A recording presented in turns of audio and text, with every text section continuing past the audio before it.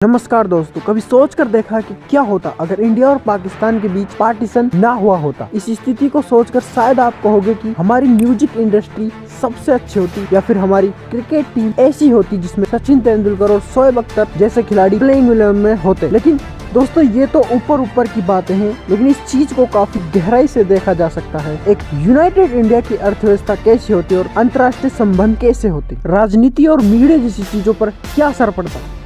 तो आइए इस पूरे दृश्य पर एक नजर डालते हैं और साथ ही साथ जानने की कोशिश करते हैं कि पार्टीशन को रोकने के लिए क्या हो सकता था उस time. 1947, India gained independence after 200 years of British rule. As a British barrister draws a line on a map, a once peaceful land implodes. What followed was one of the largest and bloodiest forced migrations in history. Would we actually have been better off if partition had not happened? बंद आँखों से अक्सर सरहद पार चला जाता हूँ मिलने मेहदी हसन से। आँखों को वीजा नहीं लगता। इस वीडियो की शुरुआत हम एक्चुअल हिस्ट्री से करते हैं, क्योंकि उससे समझकर ही हम जान सकते हैं कि पार्टीशन को रोकने के लिए क्या किया जा सकता था। साल 1857 से ही शुरुआत करते हैं, रिवॉल्ट ऑफ 1857, जिसमें हिंदूज और मुस्लिम साथ में मिलकर लड़े थे ब्रिटिश के खिलाफ। ब्रिटिश को इतना बड़ा झटका लगा कि इसके बाद उन्होंने डिवाइड एंड रूल की पॉलिसी अपनाई। लेट 1880s में पहली बार जिक्र किया जाता है टू नेशन थ्योरी का सैयद अहमद खान के द्वारा। इनके भड़काऊ भाषणों में इसकी डिटेल में हमने बात करी थी पिछले 2 वीडियो में, आप उन्हें जाकर देख सकते हैं, लिंक आपको डिस्क्रिप्शन में मिल जाएगा। साल 1905 में बंगाल का पार्टीशन कराया जाता है ब्रिटिश के द्वारा कम्युनल लाइन्स पर। अगले साल 1900 में ऑल इंडिया मुस्लिम लीग की फाउंडेशन होती है। फिर साल 1909 में आते हैं तो फेमस मोर लिमिटेड रिफॉर्म पर। फिर 1919 में मॉन्टेग्यू कॉम्सफोर्ड रिफॉर्म्स पर। इन दोनों को इस्तेमाल करके ब्रिटिश पॉलिटिकली डिवाइड कर देती है लोगों को धर्म के नाम पर सेपरेट इलेक्टोरेट्स देकर। सेपरेट इलेक्टोरेट्स मतलब धर्म के नाम पर कुछ सीट्स होंगी जिसमें सिर्फ उसी धर्म के लोग वोट कर पाए, जैसे कि कुछ मुस्लिम सीटें होंगी जहां पर सिर्फ मुस्लिम लोग ही वोट कर सकते हैं। इसके चलते मुस्लिम और हिंदूज के बीच दरारें बढ़ने लगती हैं। साल 1916 में लखनऊ पैक्ट साइन किया जाता है बाल गंगाधर तिलक और मोहम्मद अली जिन्ना के बीच में। इसके तहत कांग्रेस सेपरेट इलेक्टोरेट्स को एक्सेप्ट कर लेती है। कांग्रेस ऐसा क्यों करती है? उन्हें लगता है कि इससे हिंदूज और मुस्लिम्स के बीच में यूनिटी बढ़ेगी। लेकिन गांधी जी ने एक बार ऐसा कहा था, the means are important than end. Hindu Muslim के बीच यूनिटी बढ़ाने का इंटेंशन अच्छा है, लेकिन ये कम्युनल इलेक्टोरेट्स का शॉर्टकट लेना बहुत हानिकारक हो सकता है लॉन्ग टर्म में। लेकिन कांग्रेस के नेता ये नहीं सोच सके। साल 1950 में हिंदू महासभा की स्थापना करी जाती है और 1923 में हिटलर का फैन बॉय विनायक सावरकर एक किताब लिखते हैं, इसेंशियल ऑफ हिंदुत्व। इसमें ये बताते हैं कि हिंदुत्व का हिंदुज्म से कुछ लेना देना नहीं है, बल्कि हिंदुत्व एक पॉलिटिकल आइडियोलॉजी है और देश में मुस्लिम और क्रिश्चियन के लिए कोई जगह नहीं है। साथ मिलता है आरएसएस के लीडर MS गोलवलकर का, जो कि खुद एक हिटलर के फैन बॉय होते हैं। आगे चलकर साल 1925 में आरएसएस यानी राष्ट्रीय स्वयं संघ की स्थापना होती है। आरएसएस के लोगों को स्पष्ट रूप से बताया जाता है कि ब्रिटिश के खिलाफ किसी मूवमेंट में बिल्कुल पार्टिसिपेट मत करना। मुस्लिम और क्रिश्चियन हमारे यहाँ पर असली दुश्मन है। पॉइंट तक आते दोनों हिंदू और मुसलमानों में ऐसी ऑर्गेनाइजेशन खड़ी हो गई है जो बंटवारे की भावना को प्रमोट करती हैं। इस 1920 से लेकर 1930s के भी का जो समय था उसमें भारी कम्युनल राइट्स देखने को मिलती हैं दोनों धर्मों के बीच में। पार्टीशन की जो भावना थी वो यहाँ से जन्म लेना लगती है। 1933 में रहमत अली एक और हिटलर के फैन वो एक पैम्फलेट लिखते हैं जिसका टाइटल होता है नाउ और never are we to live for perish forever. इस पैम्फलेट को पाकिस्तान डिक्लेरेशन के नाम से भी जाना जाता है। इसमें पहली बार डिमांड उठाई जाती है 5 northern provinces Punjab, NWPF, Kashmir, Sindh और बलूचिस्तान को एक सेपरेट मुस्लिम देश बना दिया जाए जिसका नाम होगा पाकिस्तान। पाकिस्तान को बाद में मॉडिफाई करके शब्द बनाया पाकिस्तान। 1935 में सावरकर अपने भारत तोड़ो यात्रा के प्रोपेगेंडा को दोबारा से दोहराते हैं। हिंदू महासभा के अहमदाबाद सेशन में ये कहते हैं कि इंडिया एक होमोजीनियस और इंटीग्रेट नेशन नहीं है। इंडिया के अंदर दो राष्ट्र हैं, एक हिंदू और दूसरा मुसलमानों का। 3 साल बाद 1940 में लाहौर सेशन में जिन्ना भी यही सेम चीज कहते हैं। हिंदू और मुस्लिम तो सोशल ऑर्डर अलग सभ्यता है, तो मुस्लिम का एक अलग अपना होमलैंड होना चाहिए। ब्रिटिश वाइसरॉय ललित गो इन्हें सपोर्ट करते हैं। उस वक्त के British prime minister Winston Churchill का मानना था कि पाकिस्तान एक अलग देश रहेगा तो ये एक फेथफुल दोस्त रहेगा वेस्ट का और एक डिफेंसिव वॉल बनेगा सोवियत यूनियन और सोशलिस्ट इंडिया के बीच में।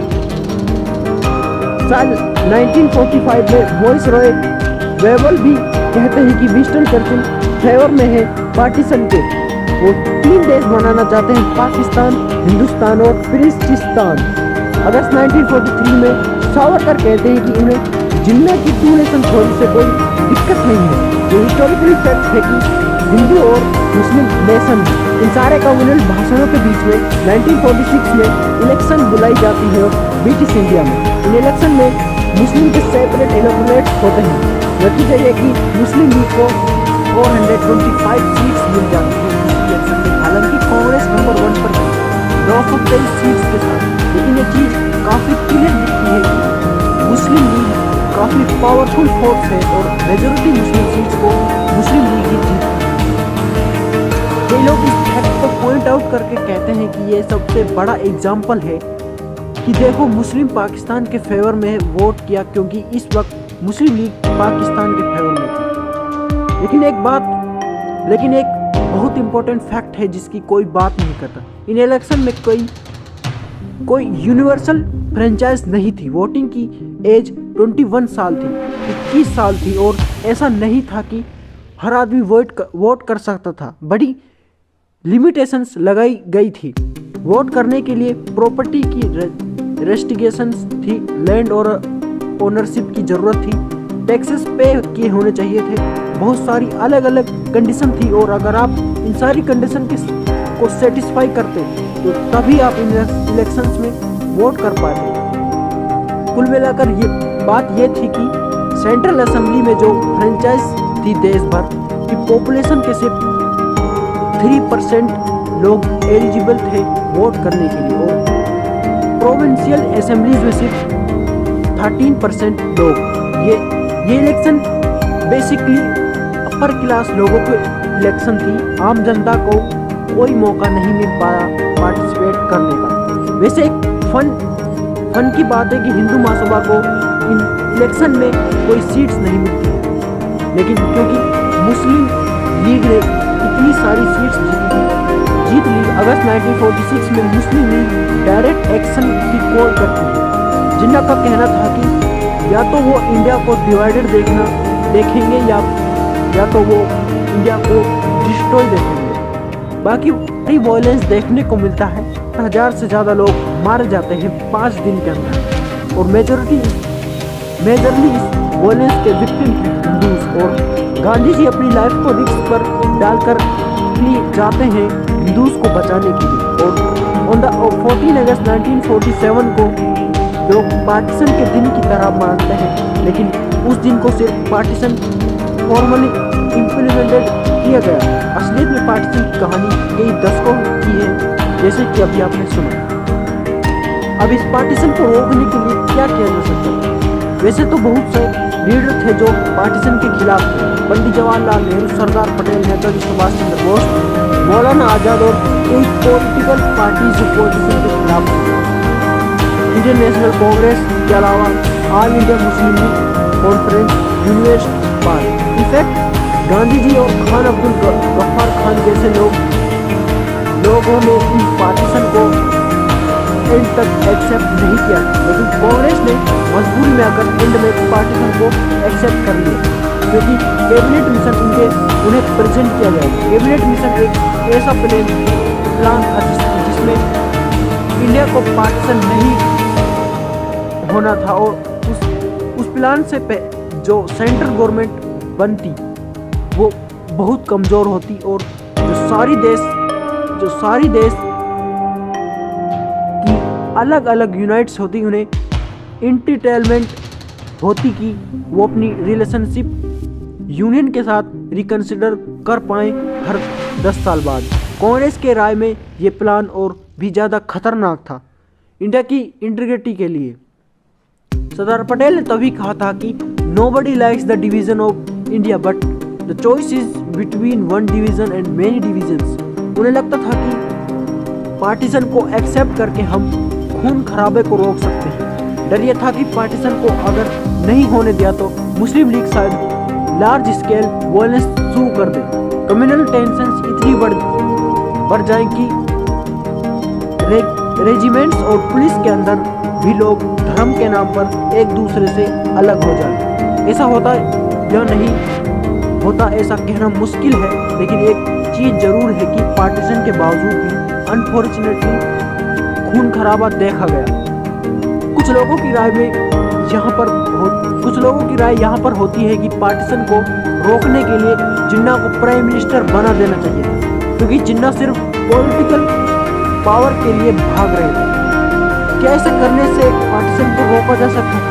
इसका जवाब भी नहीं, क्योंकि एक्चुअली में जिन्ना पहले प्राइम मिनिस्टर नहीं बने थे पाकिस्तान के। इनफैक्ट जिन्ना को प्राइम मिनिस्टर की पोस्ट 3 बार ऑफर करी जा चुकी थी। जून 1940 में नेताजी सुभाष चंद्र बोस के द्वारा ऑफर दिया गया था। कुछ महीने बाद सी राजगोपालचारी ने ऑफर दिया और अप्रैल 1947 में गांधी जी ने जिन्ना को ऑफर किया प्राइम मिनिस्टर की पोस्ट पर, इस उम्मीद में कि पार्टीशन को अवॉइड किया जाए, लेकिन ऐसा पॉसिबल नहीं हुआ। लेकिन मेरी राय में एक सिनेरियो जरूर है पार्टीशन को रोकने के लिए। इसे सुनिए। साल 1945 में सत्ता बदलती है ब्रिटेन में।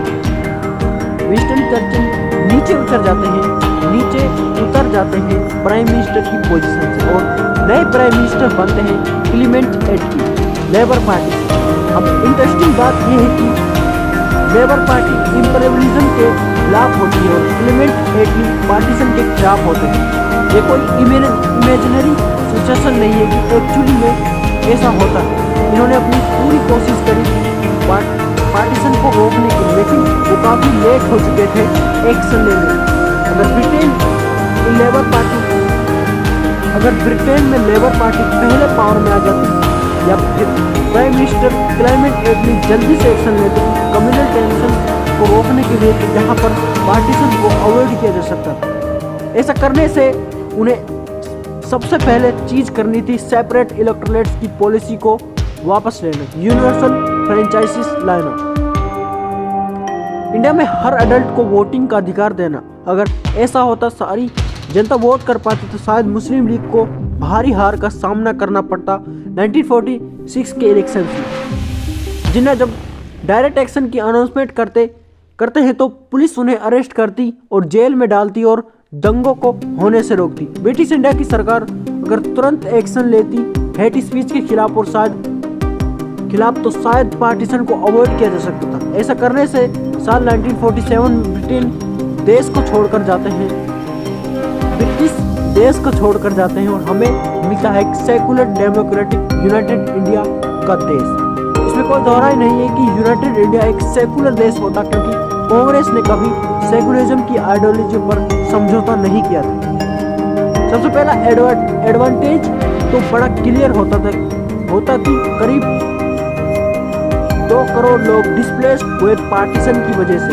कितने लाखों परिवारों को बंटवारा हो गया, 2 से 20 लाख डेथ हो गई। एस्टिमेट 20 लाख से ज़्यादा डेथ एस्टिमेट करी जाती है पार्टीशन के वक्त। इन सब लोगों की जानें बच जाती, लेकिन इसका ये मतलब नहीं कि जो देश को इसका मतलब ये नहीं कि जो दशकों से चली आ रही कम्युनल टेंशन हिंदूज और मुस्लिम के बीच में वो अचानक से खत्म हो जाएंगे। देश के फर्स्ट प्राइम मिनिस्टर नेहरू के सामने एक नई तरह की चुनौती सामने होती है, अलग अलग धर्मों के लोगों को साथ में यूनाइट कर पाना। आज के दिन इंडिया में 18% पॉपुलेशन हिंदूज है और 14% मुस्लिम पॉपुलेशन है, लेकिन यूनाइटेड इंडिया में डेमोग्राफिक्स होते 62% हिंदूज और 32% मुस्लिम। ओवरऑल देश की पॉपुलेशन होती 176 करोड़। बड़े ही आराम से दुनिया का सबसे पॉपुलेटेड कंट्री होता। शुरुआती कुछ साल बड़े ही इम्पोर्टेंट होते। लोगों के बीच में जो एक दूसरे को लेकर जो डर था उसे दूर करना है, ये सिर्फ दिखावे वाली चीज़ों से करना काफ़ी इम्पॉसिबल होता। यहाँ पर सिंगापुर में जैसे इथनिक इंटीग्रेशन पॉलिसी लागू करी गई थी, वैसे ही पॉलिसी की ज़रूरत होती यूनाइटेड इंडिया में हिंदूज और मुस्लिम्स को यूनाइट करने के लिए।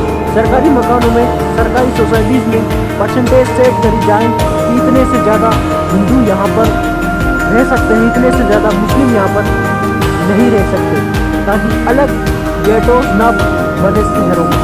अगर किसी कारण से यूनाइटेड रख पाना देश को पॉसिबल ना होता तो फ्यूचर में भी ज़्यादा भयंकर होता। अब हम मान लेते हैं कि पंडित जवाहरलाल नेहरू सक्सेसफुल रहे देश यूनाइटेड करने में, लोगों के बीच में भाईचारा बढ़ा और लोग शांति से रहने लगे। इसके अलावा बड़ा इम्पैक्ट दिखता ईस्ट पाकिस्तान के लोगों पर। बांग्लादेश बनाने के पीछे बड़ा कारण था जो अत्याचार पाकिस्तान सरकार कर रही थी बैठकर बंगाली लोगों के ऊपर। उर्दू इम्पोजिशन एक बहुत बड़ा फैक्टर था। इसमें जबरदस्ती उर्दू बुलवाई जा रही थी बंगाली लोगों से। यूनाइटेड इंडिया में ऐसा होता नहीं तो बांग्लादेश बनने की कभी जरूरत नहीं पड़ती और एक बार फिर से कितने लाखों लोगों की जान बच जाती ऐसे सिनेरियो में। आजकल के जो नॉर्दर्न स्टेट्स में इलीगल इमिग्रेशन देखने को मिलती है बांग्लादेश वो भी देखने को नहीं मिलता। एक और कॉन्फ्लिक्ट एग्जिस्ट भी नहीं करता, क्योंकि जो अब यूनाइटेड इंडिया और भी ज़्यादा डाइवर्स देश होता आज के दिन के इंडिया के कंपैरिजन में। जो लैंग्वेज और कम्युनिकेशन अलग है, स्टेट्स में जो है वो आज के दिन की तरह इंग्लिश ही होती है। इनफैक्ट इंग्लिश की इम्पोर्टेंस और ज़्यादा बढ़ जाती है, क्योंकि उर्दू और बंगाली लोगों की पॉपुलेशन ज़्यादा होती है। हिंदी लैंग्वेज की डोमिनेशन यूनाइटेड इंडिया में और भी कम होती है। यूनाइटेड इंडिया को जियोपॉलिटिकल इम्पैक्ट भी बड़ा इंटरेस्टिंग होता, क्योंकि बात क्या है दोस्तों, 1970s का समय था कोल्ड वार का। अमेरिका और सोवियत यूनियन के बीच कोल्ड वार चल रही थी, जिसमें बाकी देश धकेले जा रहे थे। पाकिस्तान एक प्रॉक्सी की तरह बनता है अमेरिका का। अफगानिस्तान एक लैंड लॉक्ड नेशन था। अफगानिस्तान में हथियार पहुंचाने के लिए एंटी सोवियत फाइटर्स को सपोर्ट करने के लिए अमेरिका ने पाकिस्तान के थ्रू हथियार भिजवाए। इससे जाकर इवेंचुअली तालिबान का जन्म हुआ। अमेरिका ने अपने इंटरेस्ट के लिए वहां पर रिलीजियस एक्सट्रीमिस्ट को सपोर्ट किया। अब लेकिन पाकिस्तान की जगह यूनाइटेड इंडिया का देश होता ज़्यादा बड़ा और ज़्यादा ताकतवर देश होता। इतनी बड़ी कोल्ड वार में इतने बड़े देश के लिए न्यूट्रल रहना आसान रहता।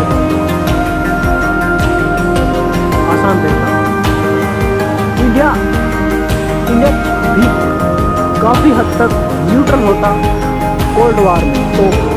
तो होता क्या कि अमेरिका के पास कोई जगह नहीं बचता अफगानिस्तान में हथियार पहुंचाने का, तो शायद तालिबान का भी कभी जन्म ही नहीं हुआ था। अब कोई तालिबान का जन्म भी नहीं होता, पाकिस्तान भी नहीं होता, तो जो रीजनल टेंशन हमें देखने को मिलती है, आतंकवादी संगठन हमें जो देखने को मिलते हैं वो भी एग्जिस्ट नहीं करते। हो सकता है कि अफगानिस्तान काफ़ी बड़ा एलाई बन जाता यूनाइटेड इंडिया का। ऐसे केस में रीजनल जियोपॉलिटिक्स की बात करें तो कश्मीर का पूरा मुद्दा खत्म हो जाता है। 1980s में ऐसा समय था जहां पर टेररिज्म का राइज देखने को मिला कश्मीर रीजन में। पाकिस्तान का इसमें बहुत बड़ा हाथ बताया जाता है। कश्मीरी पंडितों को का एक्सोडस हुआ, उन्हें अपना घर छोड़कर जाना पड़ा। आज के दिन तक भी कश्मीरी पंडित स्ट्राइक पर बैठे हैं अपने राइट्स डिमांड करने के लिए। कश्मीरी मुस्लिम्स 30 सालों से टेररिज्म की शैडो के अंदर जी रहे हैं। हर महीने वहां पर एक टेररिस्ट अटैक देखने को मिलता है। ये सब अवॉइड किया जा सकता था। इसी के साथ साथ दोस्तों इंडिया और पाकिस्तान के बीच में 4 बड़ी वॉर लड़ी गई थी। 1947, 1965, 1947 एंड 1999। ये सब अवॉइड करी जा सकती थी। हजारों लाखों लोग जो इन्हें इन वार्स में मारे गए थे वो बच सकते थे। इसका एक और नतीजा कि भारी एक्सपेंडिचर्स किया जाता है दोनों देशों के बीच में अपने डिफेंस के लिए, वहां से करोड़ों पैसे बचते। जून 22 में पाकिस्तान के फाइनेंस मिनिस्टर ने 1.52 लाख करोड़ रुपीस एलोकेट किए डिफेंस पर। दूसरी तरफ इंडिया के फाइनेंस मिनिस्टर ने बताया कि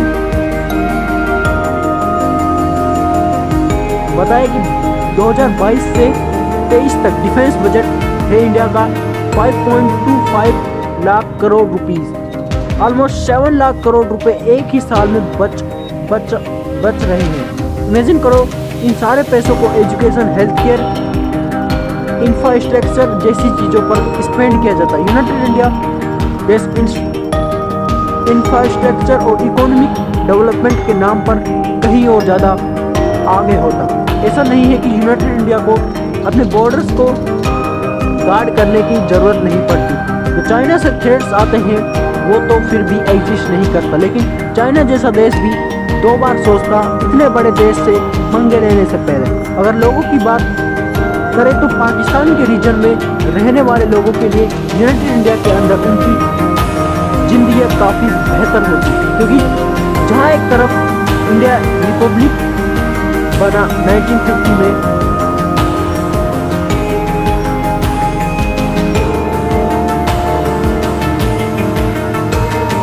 पहली इलेक्शन इंडिया में 1952 को कराई गई, वहीं दूसरी तरफ पाकिस्तान को सालों लगे एक संविधान बनाने में। इनका पहला संविधान साल 1956 में बना, जिसके बाद उसे सस्पेंड किया गया और मार्टियल लॉ इम्पोज कर दिया गया। फिर 1962 में जाकर एक और संविधान बना, फिर से मार्टियल लॉ इम्पोज किया गया। फिर साल 1973 में एक और संविधान बनाया गया जिसे फिर से सस्पेंड किया गया और 1985 के बाद रिस्टोर किया गया। एक प्रॉपर संविधान में इन्हें इतना समय लग गया, बार बार मिलिट्री कूप्स देखने को मिले। आज के दिन तक एक भी पाकिस्तान का प्राइम मिनिस्टर अपनी 5 साल की पूरी टर्म पूरी नहीं कर पाया है और डेमोक्रेसी इंडेक्स में पाकिस्तान का स्कोर सिर्फ 4.31 आउट ऑफ 10 है। इसे एक हाइब्रिड रीजन क्लासिफाइड किया जाता है। ग्लोबल पीस इंडेक्स में पाकिस्तान की रैंक 147 है। 2021 के डेटा के अनुसार जीडीपी पर कैपिटा में पाकिस्तान की रैंक 144 रैंक है। इन सब का कहीं ना कहीं कोरिलेशन बनाया जा सकता है रिलीजन से। दुनिया भर के करे गए सर्वेज में बार बार दिखाया है कि कैसे दुनिया का सबसे गरीब देश रिलीजन को सबसे ज़्यादा इम्पोर्टेंस देता है और जो सबसे ज़्यादा डेवलप्ड देश है वहाँ पर रिलीजन को इतना इम्पोर्टेंस नहीं माना जाता है। तो पाकिस्तान अगर एक सेकुलर देश होता तो इन सारे फैक्टर्स में इम्प्रूवमेंट देखने को मिलती।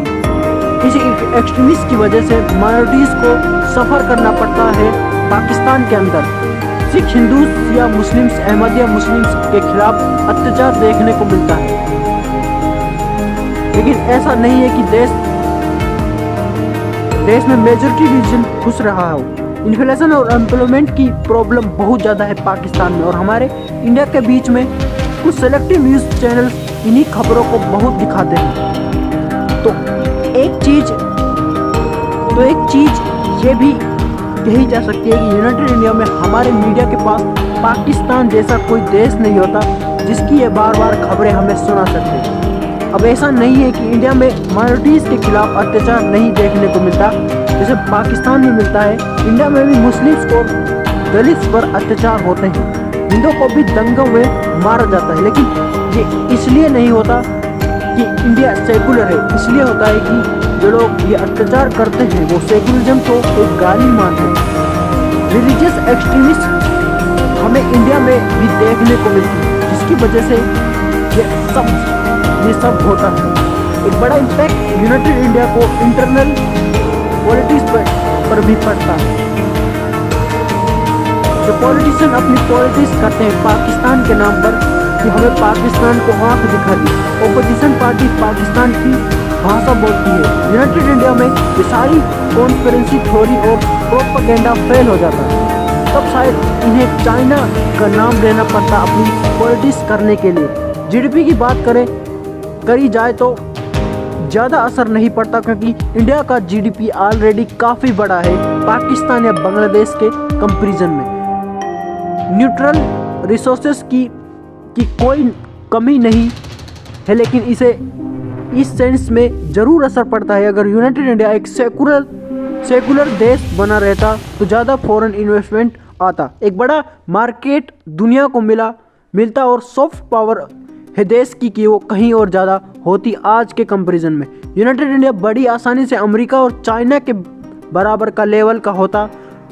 अब ये सब सुनकर आपको लग रहा होगा कि काश ऐसा होता, लेकिन अनफॉर्चुनेटली यूनाइटेड इंडिया जैसा देश एग्जिस्ट नहीं करता। यहाँ निराश होने की कोई बात नहीं है दोस्तों। ये बात सच है कि हमारे फोरफादर्स से इस काम में सक्सेसफुल नहीं हुए, लेकिन याद रखिए फ्यूचर हमारे हाथों में है। आने वाले समय में क्या होगा हम लोग तय करेंगे। हम पार्टीशन को तो रोक नहीं सके, लेकिन हमें रीयूनिफिकेशन को रोक सकते हैं। जब